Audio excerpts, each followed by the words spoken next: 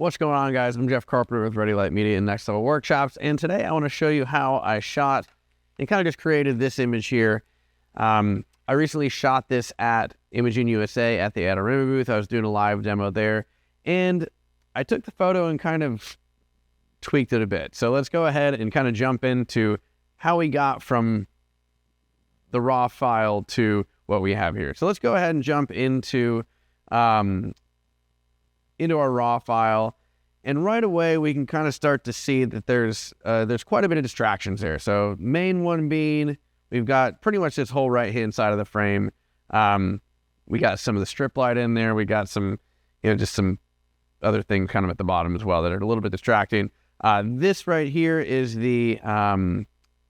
is where the top of the background stand was, and then just a little something that was one of the lights from the main overhead, and then just some flyaway hairs. That's something we can kind of work on as well.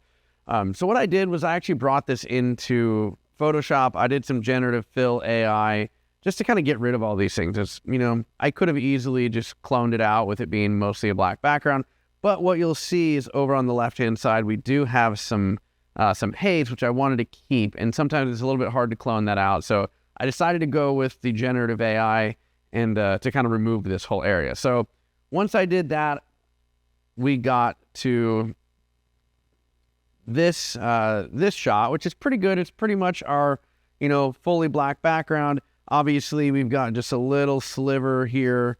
I'm probably gonna crop that out anyway, so I'm not too worried about it. And then what you'll notice too is if you kind of zoom in here, there's kind of a hard edge here and here. And let me delete that so you can kind of see it a little bit better. But what that was, it just kind of was a little bit distracting. So I'll admit I didn't notice that right away just because I was kind of editing quick. But I did notice it after the fact. So what I did was I actually went through and edited that out after the fact. So now that I've kind of got this where I want to, kind of got the background pretty much just a smooth background, I brought it into Evoto AI, and that's where I did most of my retouching. They've got a feature in there that now does flyaway hairs. It wasn't perfect, so I did go back into Photoshop and just kind of tweak some of the hairs around the ears a little bit. But once I did that, I brought it into Photoshop, because obviously this compared to this here is a very different image. So we've got some color added in there, but what I want to do is I want to jump into Capture One and show you what I did with the masking to get photo from where we had it to where we have it now. So let's jump into Capture One. All right, so we're down in Capture One now, and we've got kind of the image pulled up that is actually the final image. What I want to do is I want to turn off these masks and just kind of show you what I did here. It's a very simple process, especially now with the new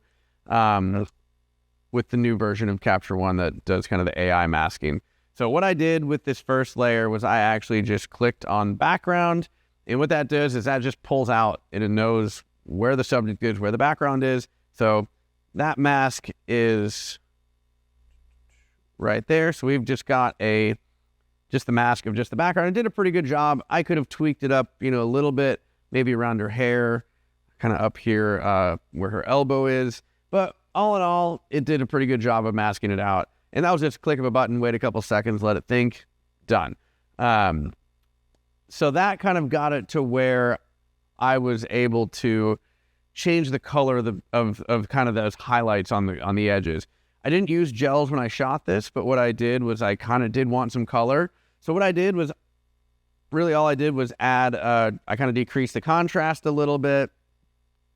I did just a couple tweaks here and there, but the main tweak I did was in the color balance. So I kind of brought the shadow color over to the left, and what that did is that allowed me to change the color of those kind of the haziness on the edges.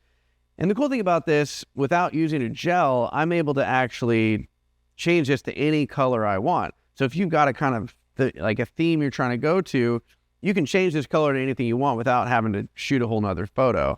I kind of like this little bit of a teal kind of on the cyan side. But I think, going with like a purple or a pink or something like that could pop as well. But let's keep it back to where we had it, or roughly about where we had it. And I want to show you one more thing I did to kind of finalize this shot and get it really where I wanted it. And that was this mask here, which let me go ahead and show you what that mask is. So basically that mask, what I did was I did kind of the opposite of the original mask, and I just said select subject, and that selected her entire body.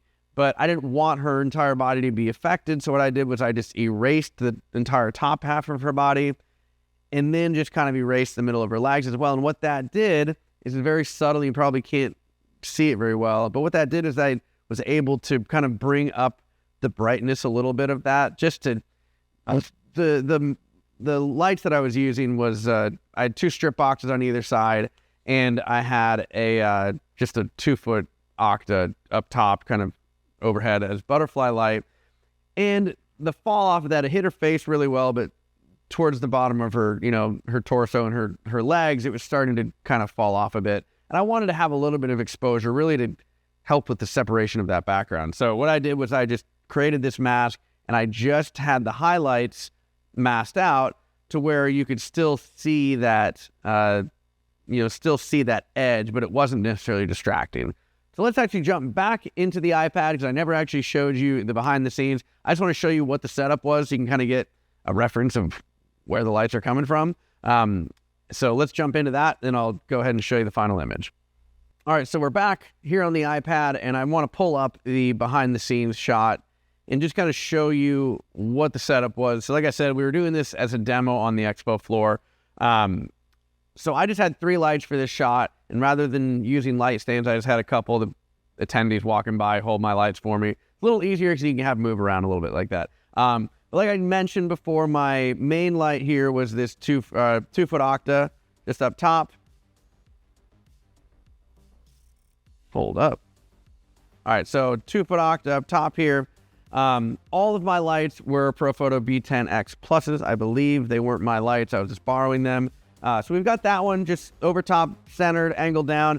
It's a ways away from her to kind of make that kind of hard fitness look, but it's also close enough to where it's not exposing the background at all. So the next light here was just a 1x3 strip off to the side. I had them feather them a little bit towards camera. I know you probably can't tell in this shot, but they were kind of angled a little more directly towards camera, not directly at her back. And then we got another one here. And then I've got a V-flap, and I didn't really need it because it would have fallen to darkness anyway, because I had another background right there. And we had Bella here, who is awesome. She was my model for this. And I sent her the photo. She was very happy with it. And I'm very happy with it. So if you have any questions or comments, go ahead and leave those below. I'd love to answer any questions for you. I just kind of wanted to show you a way that you can get some color into a shot very easily after the fact if maybe you weren't thinking about, shooting it ahead of time. So that's one way to do it. Use Capture One. Lightroom can do it as well, but I'm just a fan of Capture One. So until next time, I'll see you later.